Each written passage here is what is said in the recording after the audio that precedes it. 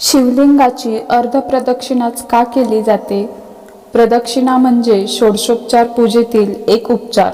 प्रगतम दक्षिणमती म्हणजेच पूज्य व्यक्तीला किंवा देवतेला उजवे ठेवून तिच्या भोवती फेरी घालणे याला प्रदक्षिणा असे म्हणतात. श्री शिवपुराणानुसार आणि शिवप्रदक्षिणाशिवाय शिवपूजा देखील पूर्ण होत नाही. शिवाच्या प्रदक्षिणेसाठी शास्त्रानुसार अर्धप्रदक्षिणाच घातली पाहिजे असे सांगितले आहे. कोणत्या देवाला किती प्रदक्षिणा घालाव्यात याविषयी कर्मलोचनात सांगितले आहे. देवीला 1, सूर्याला 7, गणपतीला 3 व विष्णूला 4 प्रदक्षिणा कराव्या व शिवाला अर्धी प्रदक्षिणा करावी असे नारद पुराणमध्ये देखील सांगितले आहे. शिवलिंगाची अर्धप्रदक्षिणा. शिवलिंगाचे निर्मली म्हणजेच पाण्याची पन्हाळी चुकूनही कधीही ओलांडू नये. शिवनिर्मलीला सोमसूत्र असेही म्हणतात, जे कधीही ओलांडू नये.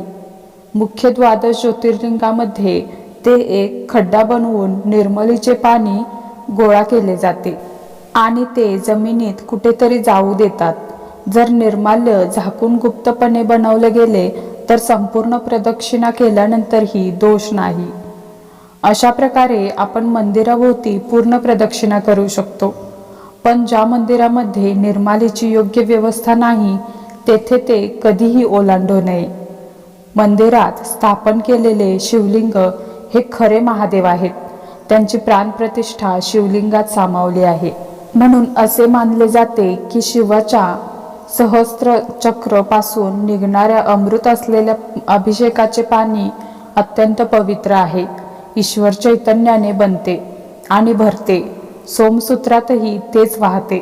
म्हणून ते ओलांडणे म्हणजे आराध्याचा घोर अपमान आहे. याला शास्त्रीय कारणही आहे. म्हणून निर्मली ओलांडताना पाय पसरतात आणि उत्पादित वीर्याच्या प्रवाहावर आणि 5 अंतर्गत हवेवर विपरीत परिणाम होतो. त्यामुळे देवदत्त आणि धनंजय हवेचा प्रवाह अडथळा होतो, ज्यामुळे शरीरावर आणि मनावर खूप वाईट परिणाम होतो. त्यामुळे शिवलिंगाची अर्धचंद्र प्रदक्षिणा करण्याचा शास्त्राचा आदेश आहे. नेहमी डाव्या बाजूने भगवान शिवलिंगाची प्रदक्षिणा सुरू करा आणि पाण्याच्या समोरील म्हणजे पाण्याच्या स्रोताकडे जा आणि नंतर उलट दिशेने परत या आणि दुसऱ्या टोकापर्यंत प्रदक्षिणा पूर्ण करा.